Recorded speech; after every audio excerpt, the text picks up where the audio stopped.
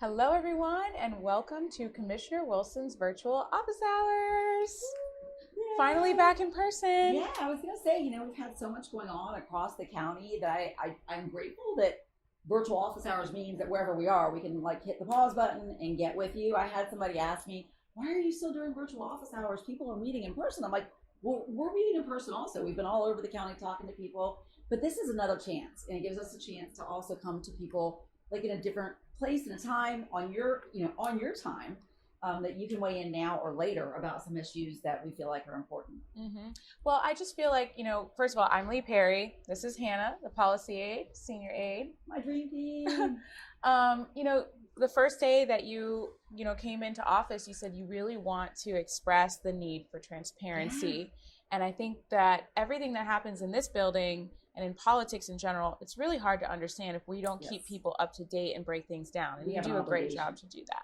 I mean, listen, I think we all agree on, it's so interesting because it's one of those things that we all agree all the time, how do we get it out? How many ways can we, transmit this information? And even if it's not popular, even if it's, complicated, we're still going to put it out there, because if it's complicated or something controversial, then we should be talking about it, or we should be hearing people on it. And maybe we should be trying to break it down to be more understandable, because if you're confused about it, it means there's at least several dozen other people that are too. So that's one of those things that I know government is complex. That's okay. We all feel that way, but we want to make sure it's accessible, and that's the part that we're trying to do here and every day. Right. So if you have any questions, you can drop them in the comment box here, or you can also email district1@ocfl.net, or follow Hannah's awesome newsletters by going to NicoleWilson.org. We also, of course, have a YouTube, thanks to Drew, our videographer, who's behind the camera. So there's multiple ways to stay engaged. Don't you guys think we should make Drew sit on the couch with us one of these days? You want to say hey? Couch. That's all right. If you've ever been to one of our community meetings out in the community, whether it was for our listening, tour, transportation tax, or something that was development based, Drew was in the room. He is quietly making sure that you aren't missing anything. Really, your eyes from our office everywhere. Not everybody can make it to a BCC meeting, so I think it's really awesome that if you have questions, here she is. So Commissioner, it was Earth Day. How did you celebrate Earth Day this year? Every day is Earth Day, Lee. Oh. Every day is Earth Day. We live on it. It's we live on. I'm it's for me, this Earth Day in particular felt profoundly committed to working on the things that are important to all of us, including conserving our beautiful resources here and conserving our public lands. And so for Earth Day, I celebrated by making a trip to Tallahassee to stand in front of some agency folks and beg them to stay out of your public lands. I think a lot of people have tuned in to all the videos and resources and articles about split oak forests, but in summary, if you can just kind of go over what the issue is with split oak forests and why we should care. Yeah, and I mean, it's so hard to kind of sum up what has been years and years of work. And I mean, it was put in conservation by Orange County, Osceola County, and the state agency that was the grantor of the money, really, helping get the finances secured like any other, almost like a mortgage, right? You have to have somebody that helps coordinate all of that and then hold on to the protections. And it happened in the 90s.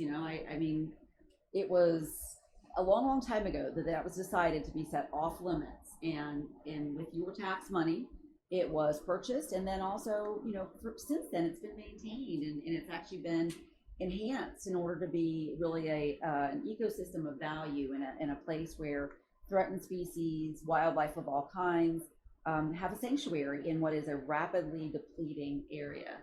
So it was set aside, and then rightfully was this beautiful place, restored ecosystems for those 20 some odd years until the Central Florida Expressway Authority set its sight on split oaks to be the preferred route for a toll road. So public lands, and I'm just gonna make this as kind of simple as it is if you think about how objectionable it is, right? Public lands, public funds, toll road. So you're losing something. You're losing something that you invested in, and you're not getting anything back in return. And the reason why they chose that as their preferred route, as the preferred route for the toll road, is because they believed it would be the cheapest way to go. Because going around would require them to buy private property, and that requires, evaluation. And so, the position really for many conservationists and people who understand the expense of this type of investment has been, wait, so it's devalued because it's owned by the public? That doesn't make sense. Right. It should be actually a higher value, because what we've really been able to see is also the investment of the time and the energy and bringing, restoring this ecosystem and bringing it into something that has, become a real treasure. So, this was a fight that we took up to try to make sure that that toll road was going around, go around. Simple. You can build a toll road, just go around. And we thought we'd really gotten somewhere, because as a county, there was a citizen initiative that came forward, a charter amendment that was voted on in 2020 and overwhelmingly decided that it would be extra protections, really, that the county itself, the county commission, was prohibited from removing any of the protections that were originally put into place, sort of just reinforcing the decision that was made by the county. In the meantime, because that went through in 2020, the 2019 vote was never rescinded or repealed. So the 2019 vote that gave the permission for an application to go to the agency in Tallahassee and roll back the protections stayed right there. The process kept going. I tried to sort of raise the issue here in the building. I put out several emails saying, what's going on? Shouldn't we bring this back? Shouldn't we take a look at it? The voters have spoken. We all work for the voters. Shouldn't we be honoring the will of the people? And I got back the 2019 vote. It stands. They basically were like, we're not budging from this position that the county took in 2019. By the way, the vote in 2019 to approve that preferred option through Split Oak Forest was not a unanimous vote. It was there was 2 dissenting votes, and one of the people who really pushed for it, really pushed for it, who also was appointed to the Expressway Authority, was the District 1 commissioner. So the voters spoke more than once, but anyway, went, stayed on the records. I literally sent out a memo saying, let's bring this back. Let's bring it back to the Board of County Commissioners. Now that we have more information, we understand the real importance this holds to the people. We understand that the application that was submitted from Central Florida Expressway Authority may not have identified the proper channels to try to remove these protections. And there's a new board, right? We should be able to reassess where we are. I got a memo back from the county attorney that basically said that I was the only commissioner that didn't have the right to return to this vote, to basically bring the vote back. I did not have the opportunity to bring it back, even as a discussion item, nonetheless a vote. So it just stayed on up at the agency, and it was heard last week by the board that's supposed to uphold those protections, and that board that basically holds the guardianship for this piece of property. And they didn't really bother to analyze the validity of the application or whether or not there was a viable alternative. And they have the legal threshold is pretty clear on a couple things, and one of them is that there's no other viable alternative, and there was never an analysis of an alternative. The other one is you can't dispose of conservation land unless it loses its conservation value, and there was never an analysis of whether or not there was a loss of conservation value. So there's so many problems with the application that was then just totally approved, and so that's where we are. And FWC wasn't even there, and they were part of the application. So FWC is the Florida. Basically, they are the wildlife experts that helped restore, to some extent, the park that is known as Split Oak. So when you go there, and sometimes you'll see people working on the park, that's also state funds that are paying for that. That's still your money. Yeah, and they should have been part of the conversation. So continue to tune in, follow Friends of Split Oak and Save Split Oak. Just follow on social media because there's fundraisers going on. There's a lot of activists out there basically doing interviews and working with constituents like you to continue to preserve the forest. Yeah, and I kind of want to also draw some, I think it's important for people in District 1. I think, there people ask me, so wait, that's not really over here in District 1. Why are you all in on this? And I think it's important for you to understand that, like, for me, I took an oath on the Constitution. So any violation of the Constitution, should raise concerns for me, objections for me.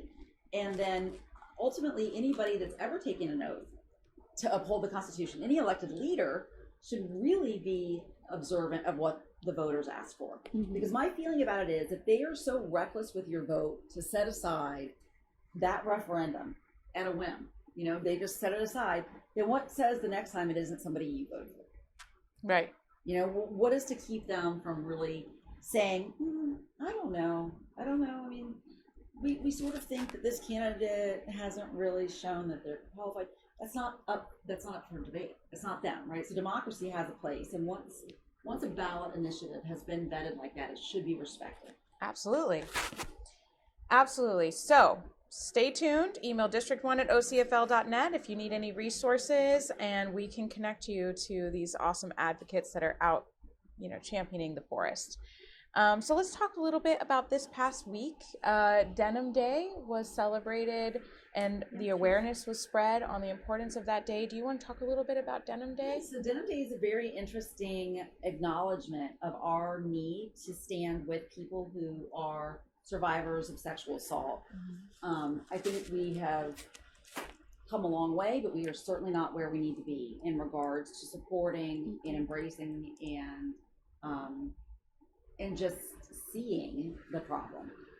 The reason why it's called Denim Day is actually it's a horrible case out of Italy where the victim in a sexual assault rape case was blamed and basically said, well, you must have consented because jeans are hard to get off, and she had tight jeans.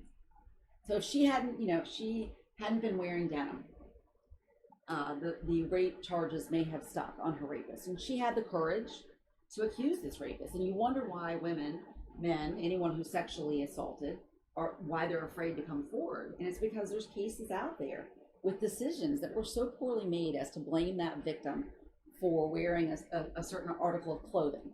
And so Denim Day is that acknowledgement that it shouldn't matter what you're wearing, that no matter what we do for a living, no matter who we are, that if we wear denim on Denim Day, what it means is that we acknowledge and support those people, and we will not victim blame.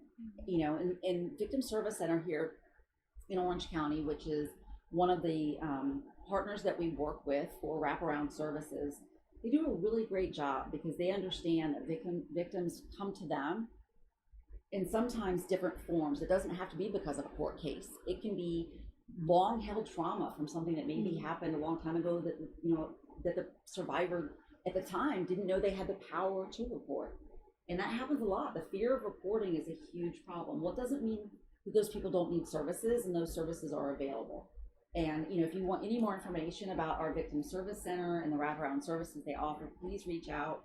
They have, you don't have to tell them anything about yourself other than what you want to tell them about yourself, because it's there for, it's really there for the health and well-being of those survivors. And we understand so much better now all of the trauma that goes from then on with people that suffer from, having been assaulted and then not having been supported following the assault. Absolutely. Very well said. Yeah, thank you, Commissioner. Awesome. Yesterday there was kind of an awesome thing that's celebrating up in the state, which we really don't have a lot of celebrations at the state level, but DeSantis actually vetoed the net metering bill, which would have cost a lot of jobs and really hurt the solar industry. What are your sentiments on that? It was a hard pivot from Victim Service Center, but it was, I'm like, okay, hang on, let me think. It's hard to find a pivot. Oh my gosh, there's so much, right? And I do think it's such a good thing that we have this place to talk about all of this. Solar is, we're in the Sunshine State. It's just makes sense. It's obvious to me that it should be something that anybody who has the ability to utilize and capitalize off it, that they get to do that. And so this bill was such a stinker that, like, it was literally, there was bipartisan support to defeat it at the governor's desk. And some of the most opposite lawmakers you've ever seen were opposing it because, it's not just an attack on sustainable and renewable energy sources. It was an attack on small business. It was really sort of a windfall to the big utilities because they're trying to control all of this. And, what incentivizes solar usage is the ability to not just make it for yourself, but maybe sell a little back, have a little something to negotiate with. We all became our own little power plants once we could get solar, right? Mm-hmm. The idea of having people sort of independently create their own power and then also have something marketable that they can that's a cool thing for society. Mm-hmm. We're all better for that. And so it really was for, people that understood the economics of it and opposed it, but then also the people that were like, hey, why wouldn't we be using every chance we have to create solar, opportunities? And so, yeah, we're gonna, hopefully not see that one come back up. But I've been around long enough to know that usually if we see a crappy bill, it'll be back. So we'll just have to keep an eye out for it. For now, get your solar installed. Absolutely. It also makes it more approachable for low-income families that are trying to get their solar financed. And if you're net metering, you're actually saving on your energy bill, but you're also making back a little bit of your return. It supplements a loan, and so it's really an opportunity for other people to be able to generate that revenue and create more jobs. And there's so many layers to this, and I think the part that I think hasn't really been talked about a lot, but we should, is that this bill was coming down about the same time that these power companies were also getting approved for rate hikes. Oh my God, yeah. So you were getting a 1-2 punch, right? You're losing some of the autonomy you might have. You're losing some of the ability to really be self-sustaining in your own energy source. And you were also going to be getting charged more for the same usage. And so, they can't have it, like, it's hugely insulting. And we really, I think there's some big long-term concerns I have with utility monopolizing and the ability to really give consumers the best product and equitably understand how we can contribute to our grid. And we can revisit that sometime. We can find an expert that wants to come in and talk about it, because the more options consumers have, the better. And I think that we're going to continue to need to push that in order to pull that monopoly away from the big utilities. Well, there goes your contributions.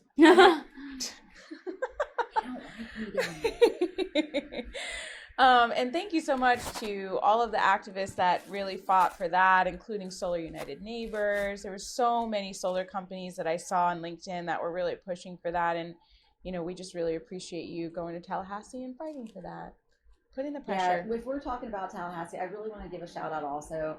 Anna Escamani, Representative Carlos Guillermo Smith, both continually find ways to try to make sure that they're protecting their residents and consumers and the public. And so Split Oak Forest, we were trying so hard to fly the flag upside down before the hearing in front of the agency in Tallahassee. And here, these local representatives that were literally across town in Tallahassee trying to make sure that this type of legislation wasn't succeeding, took the time to reach out to Florida Communities Trust. They both wrote letters, pleading with them to hear the people in Orange County and to uphold the charter amendment and the protections. Awesome. So let's talk a little bit about the Board of County Commission meeting that just happened. We obviously have received a lot of emails about some of the items. Let's start with a quick overview of the boat dock ordinance. This was an update. There are there's codes on our books that have been there and have not been altered for so long that they've quite honestly sometimes run up against state law that makes them obsolete, or they have become unenforceable to the point of each one of them needing a variance or waiver or some process. So what should be oftentimes routine becomes a exception every time. And it's contradictory to having code. We need something consistent and stable and predictable for both residents and people who are work in that field, building docks, and for our staff here. So the dock code update was really in an effort to try to bring something into modern times that sort of reflects what we are seeing the average homeowner want when they're going to build a dock. So the parts that are in play, the parts that are in discussion, some of it was actually pretty standard updates. There's still controversy about setbacks. So setbacks are, you have a piece of property that has boundaries, and if you're building a dock, how far back should that dock be from your neighbor's property, and what would be the appropriate setback on that piece of property? And right now, the way it's written is that if your property is over a certain size, it's at 25 feet. If it's under a certain size, it's 10 feet. And the proposal from staff was to make it consistent across the board at 10 feet. The other part that's still in play is the terminal platform. So terminal platform is the size at the end, at the dock, right? You think about where you put your chair and sit down and throw your reel in, and that's your terminal platform, and how big that should be and what would be a standard size for that. And I think those decisions, and this was the point that I made on Tuesday, that they have to be made in conjunction, because the terminal platform size that they're recommending that it goes up to adds 500 feet, potentially 500 feet. That's not a minimum. You can still do what it was 1,000 square feet, but you have now up to 1,500. Well, I think a 1,500 square foot terminal platform might need a 25-foot setback. And so, my point going forward was that if we are definitely going to increase the terminal platform size, that we probably need to be really aware of what that's going to do to the side setbacks. So if you have any feelings about this, if the existing code has affected you, reach out. I want to hear from you. We've had residents engage over the year that I've been here and explain sort of issues in specific cases that they've had. But I don't want to make any decisions that aren't fully informed. And I think, my district is really impacted by this, because we also have municipalities that we're working with that have their own setbacks. And so my recommendation was actually really to go ahead and line those up, right? So Windermere and Winter Garden are at 15 feet and 16 feet respectively. Let's go ahead and align ourselves with those, because then that creates an expectation for the dock builders, the contractors, and residents, that there's sort of a consistency. But I would love to hear from you if this is something that's affected you or you have some thoughts on it. Awesome. Hannah, did you want to add anything? Yeah, I was just going to add, it's a maximum of 1,500 feet because it's 15 times the linear shoreline frontage, up to a maximum of 1,500. Where right now, it's up to a maximum of 1,000. Right. So there's a lot of times that people come in and ask for the bigger, and they end up generally being approved, because it ends up being an appropriate fit for the size of the lot. Right. And they pay a little bit of mitigation for the shade that the dock causes in the lake. Right. But I think the important part that we want to be aware of is, as a structure gets bigger, how does that then impact neighboring structures, neighboring people's view or their own dock plan. So just keeping in touch about that if you have something that you want to share, or even if you're in a municipality and you sort of know a little bit about the way that has been worked through over there. I think part of what we got was just sort of what's on the books, the municipality. We never really understood or got a report about how they got to their number. Right. Because I thought 16 was an interesting number. And, for Winter Garden to be 15 and Windermere to be 16, or maybe it's the other way around, that's interesting. There had to have been a reason. So, and I think a lot of times it comes down to things like, a lot of the lakes in one region will have sort of different types of shapes, or they are created either spring fed or have sinkhole. So there's some structural differences that can play into some of these things. And so, I'm learning every day. I just want to make sure that if we're updating the code, we're doing something that really works best and can be consistent. Right. Exactly. So it'll come back to the board again. I believe the next one's going to be as a public hearing, because this was the third work session. So there's been quite a bit of discussion about it. Awesome. So email district1@ocfl.net if you have any questions on that. And just to clarify, because I know that sometimes these were lumped together early on, this did not affect the one that got heard this week, did not affect Bird Island or Egret Island. That one, I continue to ask the question about when it's coming back. I've yet to get a date certain. Doesn't seem like a difficult question to answer, but I'll keep asking. Awesome.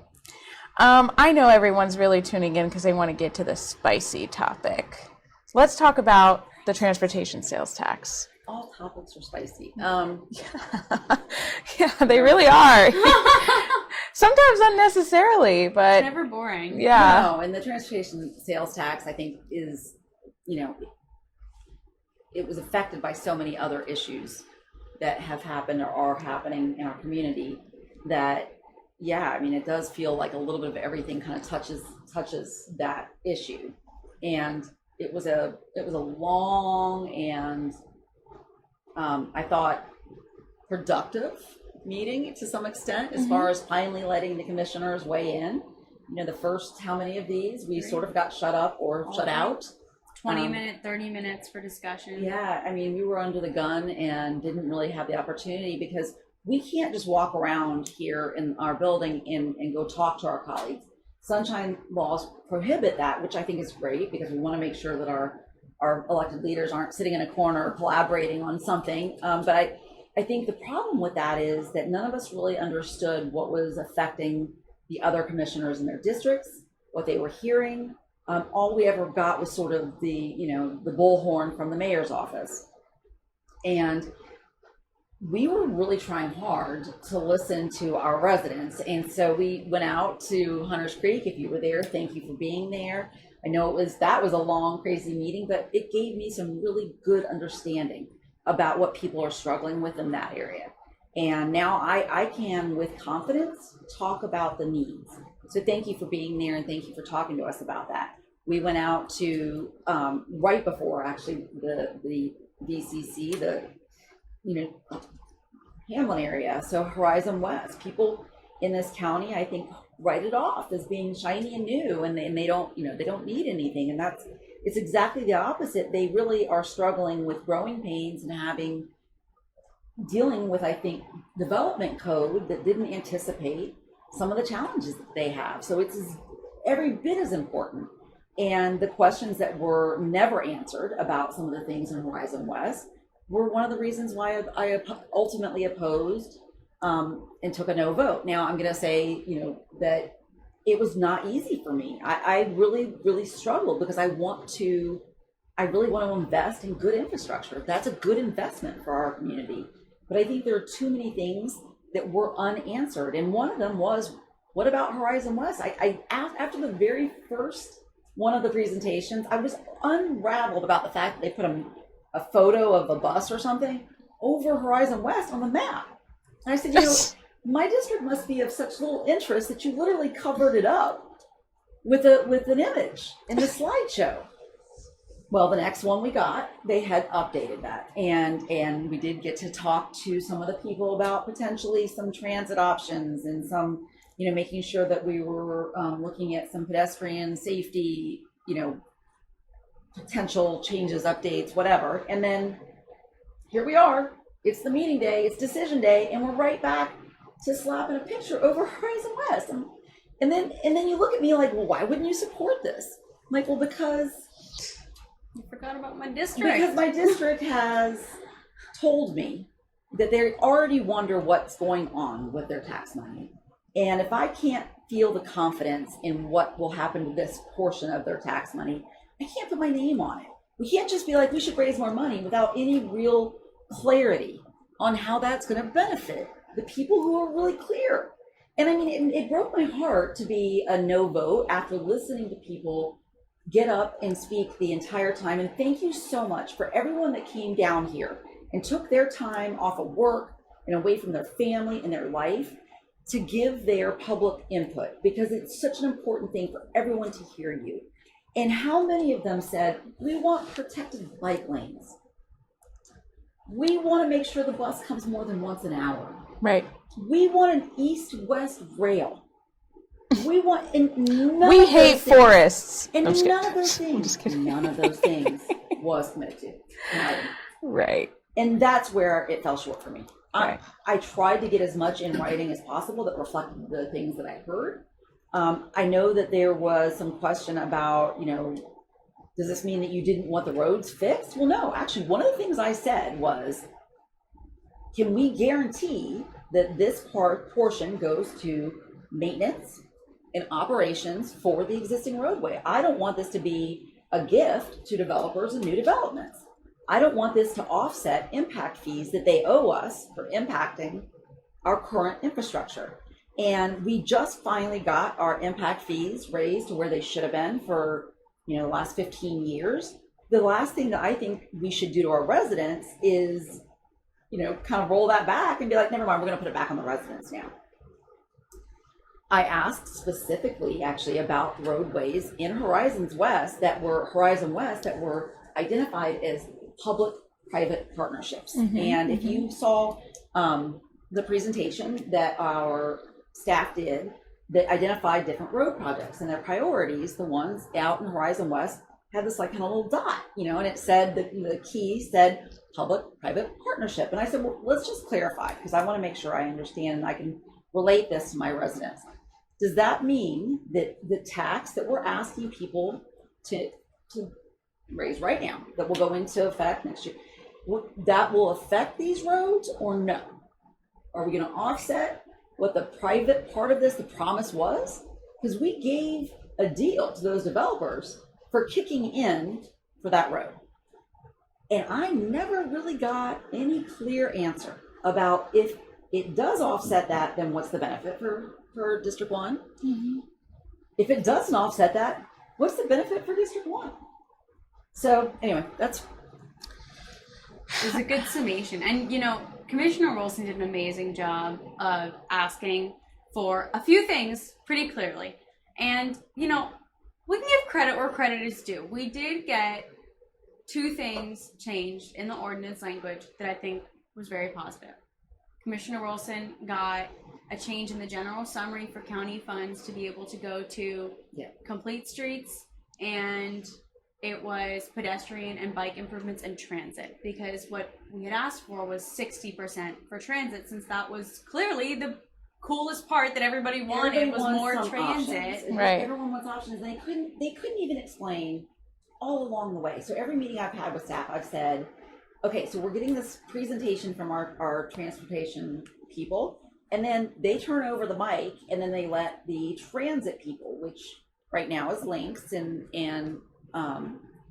Sunrail, take the mic. But I'm like, this makes no sense to me.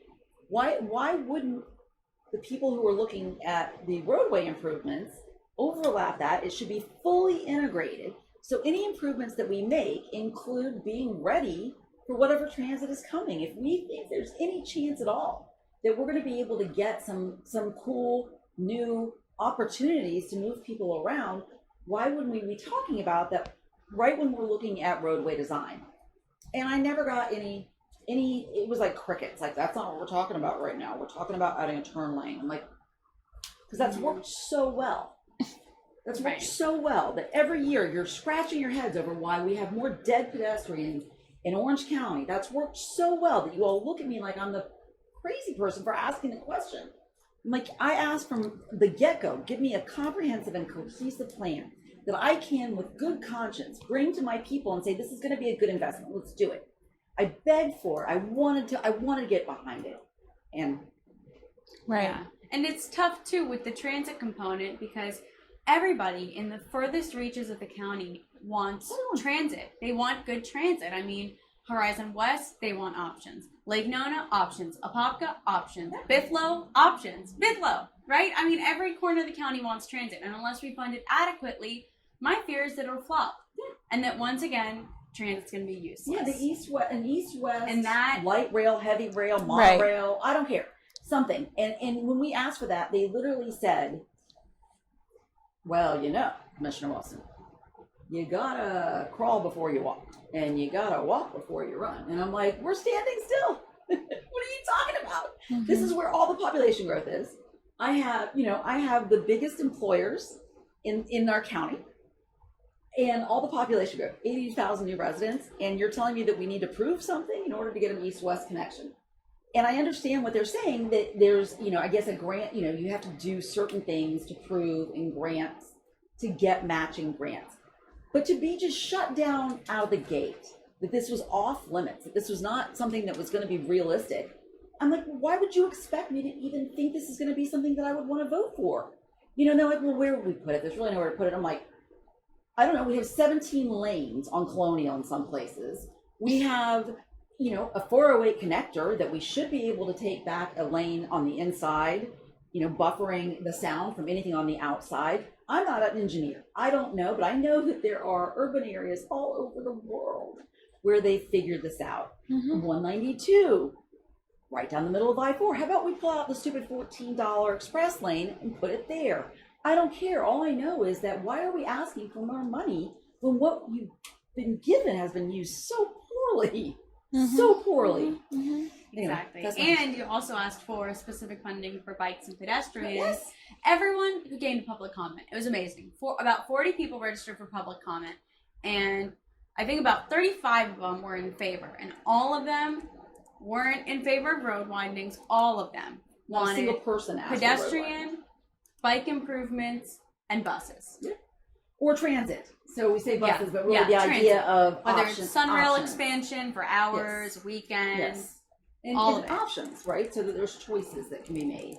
And at this point, I know it's up to the voters, and I'm gonna commit to continuing to look for those answers. I'm gonna commit. I'm not giving up. I know the part that they are looking to me for a yes or no vote is over, but I'm gonna continue to make sure, because I feel like we owe it to our public to get as many answers like early on before the potential, because I do think it'll fail at the polls if we're not giving something really solid and clear.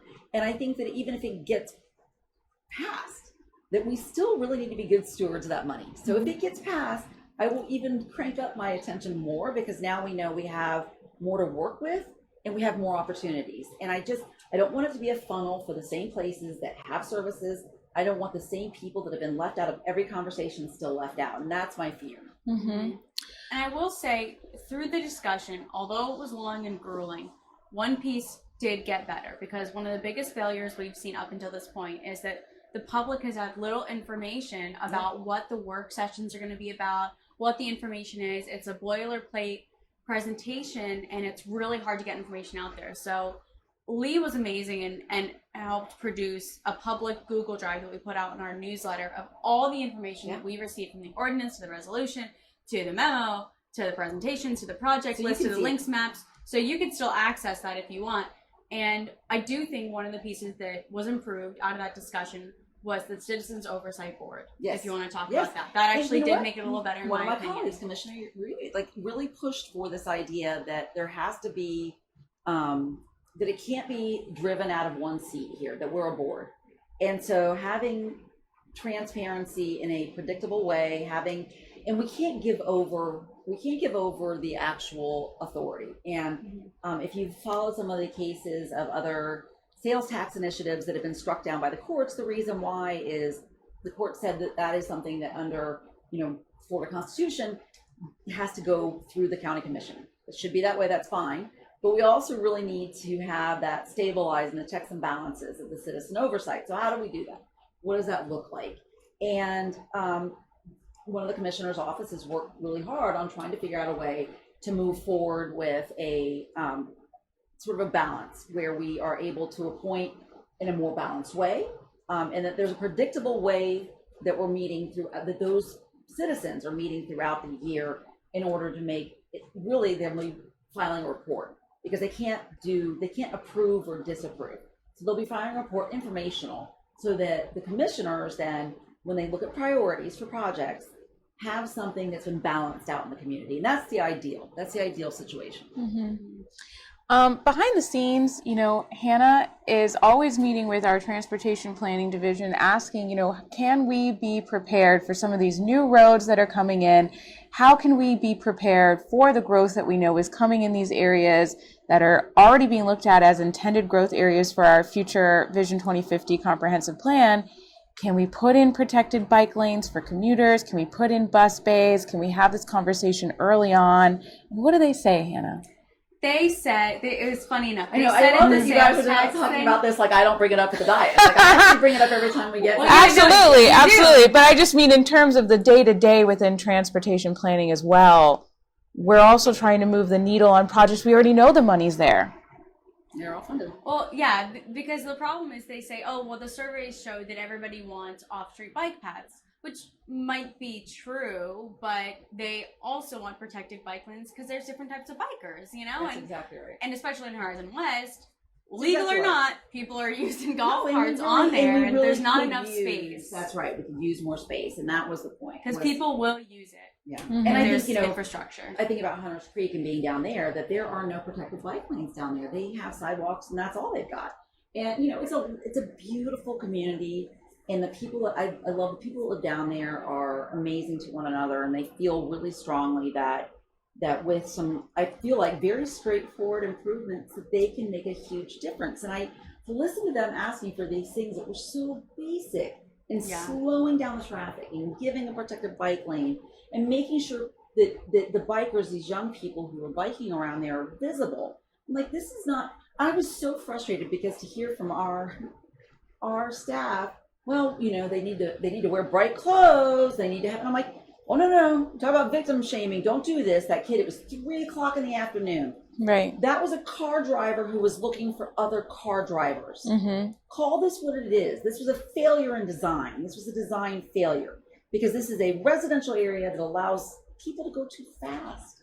Right. We're going too fast, and we know people die if they're bikes and they're pedestrians and they interact with a car at over 40 miles per hour. We know it's not going to be a good outcome. There is overwhelming, clear, and concise data on this.